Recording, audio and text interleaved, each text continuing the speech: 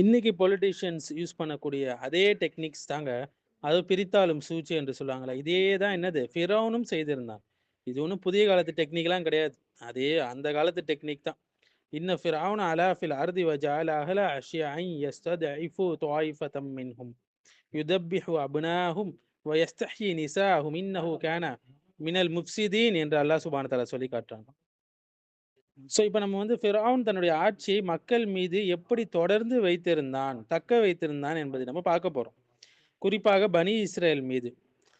So ஃபிரௌனுடைய பிரித்தாளும் சூழ்ச்சி, மக்கள் மத்தியில் பிளவை உண்டாக்கும் யுக்திகள் அல் குர்ஆன்ல நம்ம பார்க்கலாம். ஃபிரௌன் தன்னுடைய தன்னுடைய பூமியில தன்னைத்தானே பெரிய ஒரு மனிதனாக உயர்த்தி கொண்டான். மேலும் மக்களை குழுக்கள், பிரிவுகள் ஷியஅன் என்று சொல்லுவாங்க. குழுக்கள், பிரிவுகளாக ஆக்கினான். ஃபியஅன் என்பதுடைய பொருள் என்னன்னு பார்த்தீங்கன்னா, சிறு சிறு குழுக்கள், பிரிவுகள், பிரிவினைகள். ஒரே சிந்தனை அல்லது அடையாளத்தில் ஒன்று கூடியவர்கள் என்று பெயர். ஸோ இப்படி பிரிக்கப்பட்ட மக்களை ஒன்றிணைக்க முடியாது. ஏன் பிளவு அப்படின்னு சொல்லி பார்த்தீங்கன்னா, மக்கள் ஒன்றுபட்டாங்கன்னா, அவங்க வலுவடைவாங்க.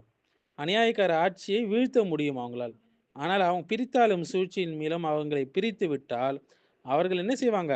பலவீனமாகி விடுவார்கள். எளிதில் அடிமைப்படுத்தப்படுவார்கள். ஃபிரௌன் வந்து இந்த டாக்டிக்ஸை தான் கையாளினான்.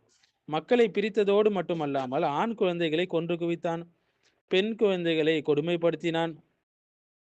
ஸோ பனு இஸ்ரவேலர்கள் பழங்குடிகளாக பிரிக்கப்பட்டதால பலவீனம் அடைஞ்சாங்க. முஸ்லிம்களும் பின்னர் வந்து அதே நிலைக்கு வந்தார்கள்.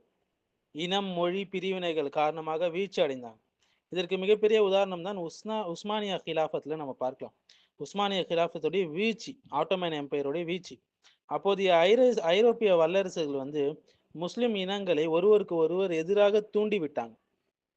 இன்றைக்கு இருக்கக்கூடிய அரசியல்ல இதனுடைய ஒப்பீடுகள் ஏராளம். இன்னைக்கு இருக்கக்கூடிய அரசியல் சூழலோடு இதை இணைத்து பார்த்தால், ஆக்கிரமிப்பாளர்களுடைய கொலோனியல்ஸுடைய பிரித்து ஆளக்கூடிய அந்த யுக்தி, ஆங்கிலேயர், பிரான்ஸ் மற்றும் பிற கொலோனியல்ஸ் பார்க்கலாம், ஆக்கிரமிப்பாளர்கள் இதே ஃபிரௌனின் திட்டத்தை தான் பயன்படுத்தினாங்க. இந்தியாவில் முஸ்லிம்கள் இந்துக்கள் என்று பிரிக்கப்பட்டாங்க. மத்திய கிழக்குல அரபுகள் துருக்குகள் என்று பிரிக்கப்பட்டாங்க. ஆப்பிரிக்காவில் வந்து இனக்குழுக்கள் ஒருவருக்கு ஒருவர் எதிராக சண்டையிட செய்தாங்க.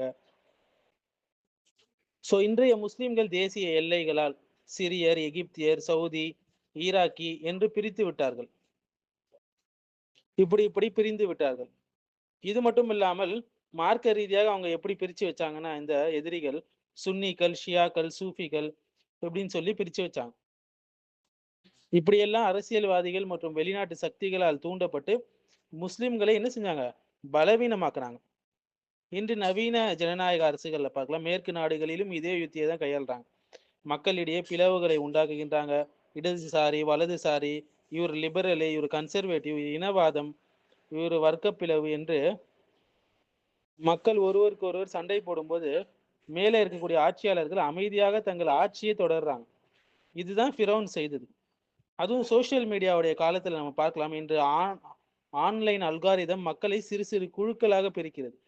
ஒரே சிந்தனையுள்ளவர்கள் மட்டுமே பேசிக் கொண்டு இருப்பதால் சமுதாயம் முழுவதும் ஒன்றுபட்டு நியாயத்தை எதிர்க்க முடியாமல் பலவீனமாகிறது. ஸோ சரியான இஸ்லாமிய சிந்தனை எதுன்னு பார்த்தீங்கன்னா, தவ்ஹீதின் மீது மக்களை ஒன்றுபடுத்துவது.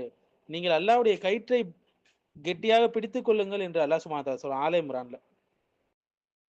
ஃபிரௌனுடைய யுக்தி இன்று வரை நாம் பார்க்கலாம். பிரிவினை, அடக்குமுறை, பலவீனப்படுத்துதல், இன்று வரை இந்த ஃபார்முலா உயிரோடு இருக்கிறது.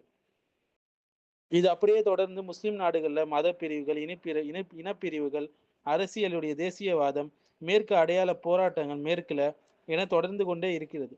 முஸ்லிம்களுக்கான தீர்வு என்னன்னு பார்த்தீங்கன்னா, செயற்கை எல்லைகளையும் அடையாளங்களையும் தாண்டி அல்லாஹ்வின் கட்டளைக்கு இணங்க இஸ்லாத்தில் ஒன்றுபடுதல், தவ்ஹீதில் ஒன்றுபடுதல், ஒரு உம்மத்தாக தங்களை ஒன்றுபடுத்திக் கொள்ளுதல். இதுதான் ஒற்றுமைக்கு வழிவகுக்கக்கூடிய விஷயமாக இருக்கிறது.